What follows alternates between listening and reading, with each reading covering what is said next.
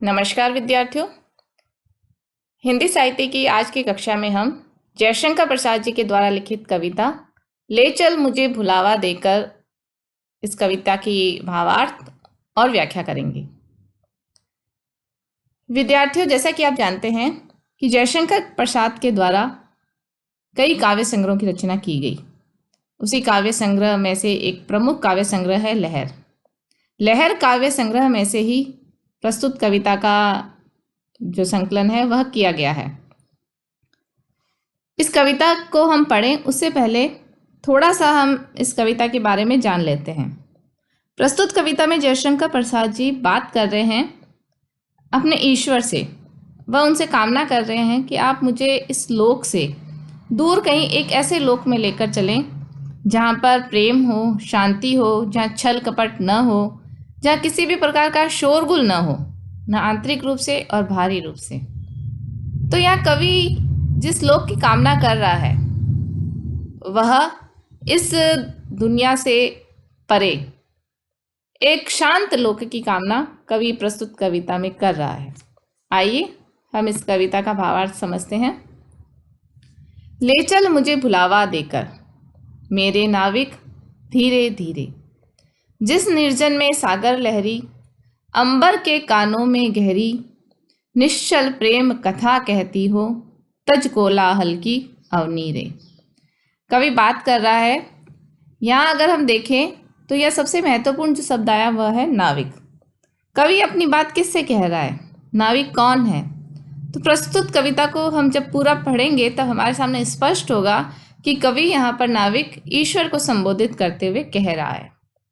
इस संसार में रहते हुए, इस संसार में हम जो कर्म कर रहे हैं उस कर्म को करने वाला, करण करावन हार वह ईश्वर है। तो कवि भी जयशंकर प्रसाद यहाँ पर उसी नाविक से, उसी ईश्वर से यह कामना कर रहे हैं, यह प्रार्थना कर रहे हैं कि आप मुझे भुलावा देकर, एक और शब्द जो यहाँ महत्वपूर्ण है वह है भुलावा देकर। जब मनुष्य संसार में रहता है, संसार में रहते हुए संसार के समस्त कर्म में वह इतना व्यस्त हो जाता है, यहाँ पर दुख मिले या सुख मिले फिर भी वह इसी लोक में रहना चाहता है।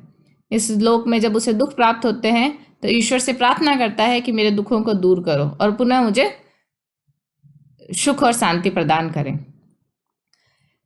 वह इस संसार में भोगे हुए दुख के बावजूद भी वह इसी माया में, इसी संसार की माया में फंसा रह जाता है। तो कवि कह रहा है कि ज्ञान प्राप्त होने के बावजूद भी वह इस संसार से परे जाने में समर्थ नहीं है।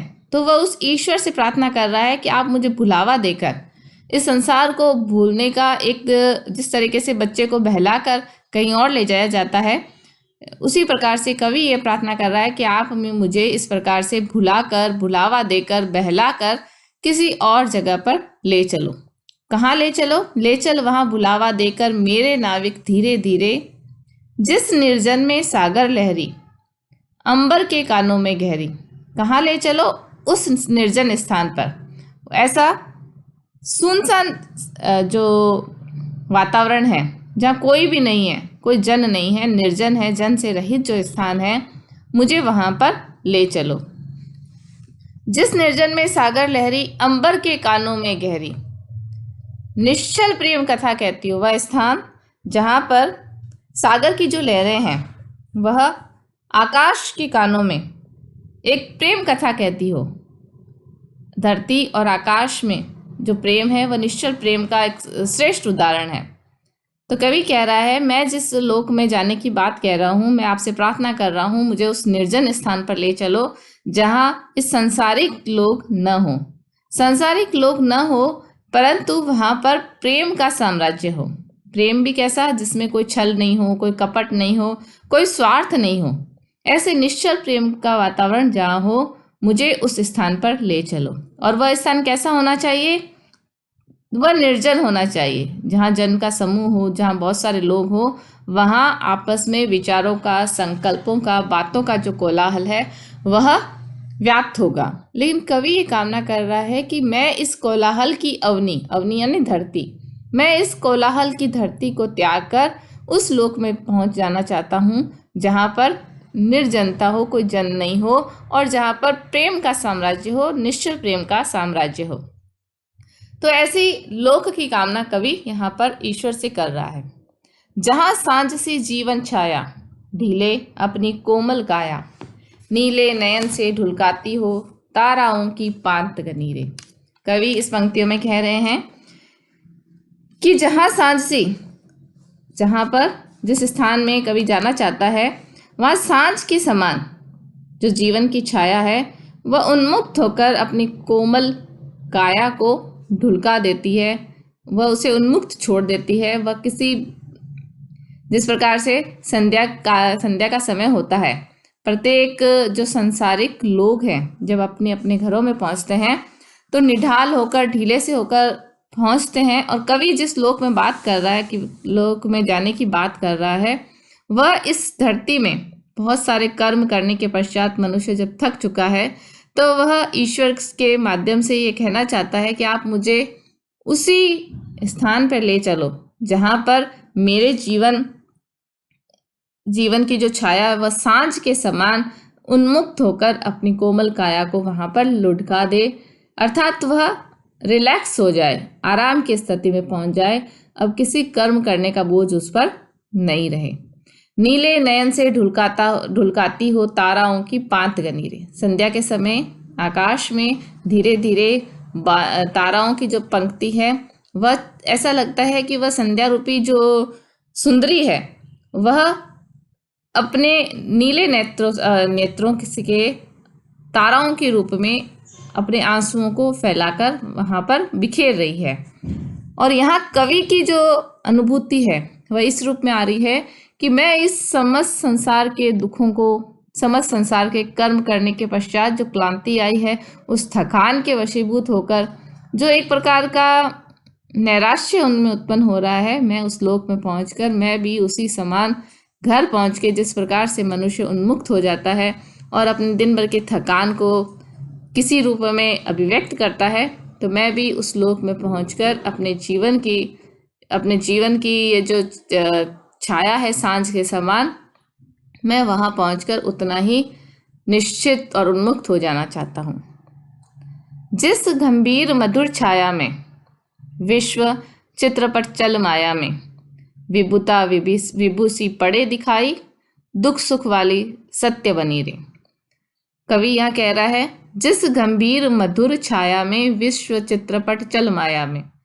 संध्या के समय दीपक की रोशनी में या चंद्रमा की रोशनी में जो प्रतिबिंब दिखाई देगा वह एक प्रकार के शोरगुल से रहित होगा। उसमें जो चैतन्यता है या जितना मतलब उसमें चंचलता है वह दृष्टिगोचर नहीं होती है।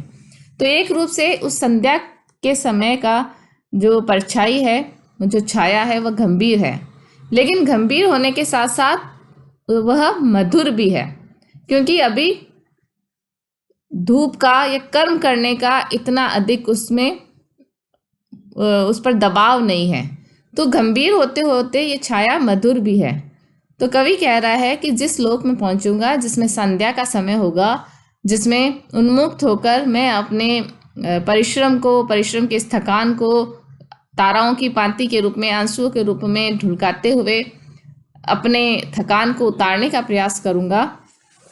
ये समस्त संसार के ये जो चित्र हैं, ये चलचित्र हैं, ये चित्रशाला में चलने वाली एक फिल्म के समान उस लोक में चलते रहे।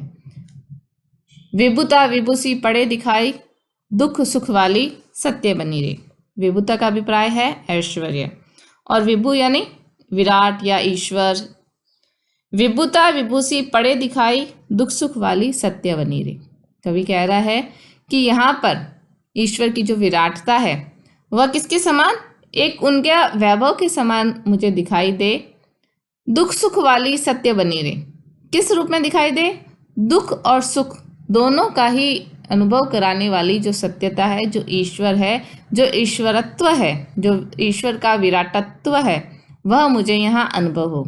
तो कवि अनुभव कराना चाहते हैं, कवि अपनी अनुभूति को अभिव्यक्त कर रहे हैं कि संसार में सुख और दुख, ये जो स्थितियां हैं, ये जो हमें कर्म करने से जो प्राप्त होने वाली अनुभूतियां हैं, ये उसी ईश्वर का विराट विराट तत्व है। और वह विराट तत्व जो सत्य है, यहाँ पहुँचने के पश्चात, इस नए लोक में पहुँचने के पश्चात मुझे ईश्वर की वह विभुता, वह ऐश्वर्य एक सत्य के रूप में दिखाई दे। तो यहाँ कवि कुछ आध्यात्मिक होते हुए भी हमें प्रतीत हो रहे हैं। आगे की पंक्तियां हम देखेंगे। श्रम विश्राम क्षितिज वेला से, जहाँ सृजन करते मेला से, अमर जागरण उषा नयन से, बिखराती हो ज्योति घनीरे।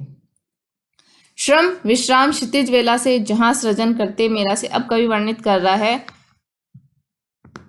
कि प्रातःकालीन उषा जो होती है वह पुनः कर्म की प्रेरणा देती है। जब संध्या का समय था, उस समय श्रम और विश्राम की वह क्षितिज वेला थी। मनुष्य श्रम करके थक चुका है, अब वह विश्राम के उस संगम पर पहुंच चुका है। श्रम और विश्राम के बीच की जो अवस्था है वहां पहुंच चुका है।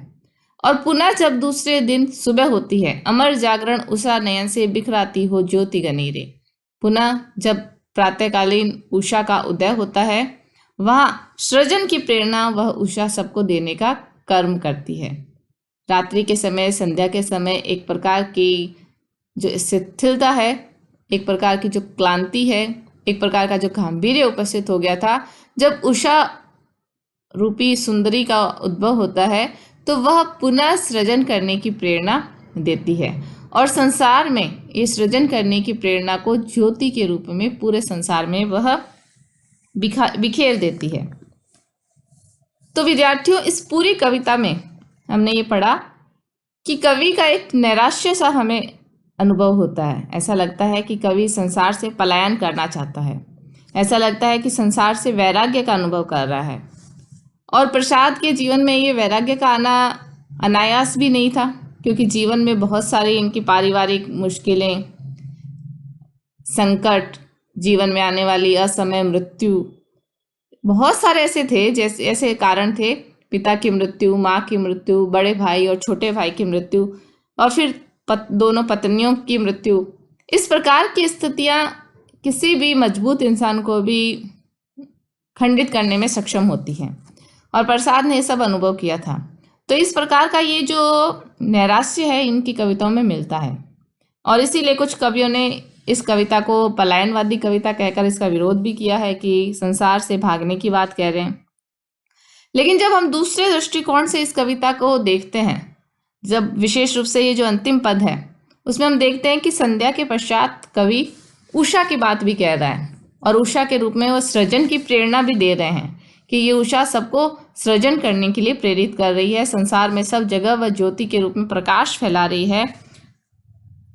तो यहाँ पर कवि संध्या के रूप में एक ऐसे युग की, ऐसे लोक में जाने की बात कह रहे हैं। संध्या के समय एक जिस प्रकार से ईश्वर के साथ मिलन करने की, ईश्वर के लोक में जाने की बात कह रहे हैं।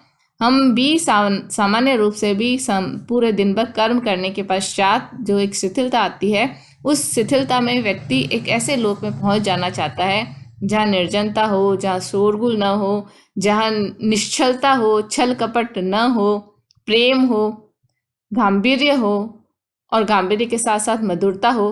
तो कवि की कामना भी पहले की पंक्तियों में वही है। वह एक ऐसे लोक में जाना चाहता है, एक ऐसे कल्पना लोक में पहुंच जाना चाहता है जो संसार की हलचलों से दूर हो।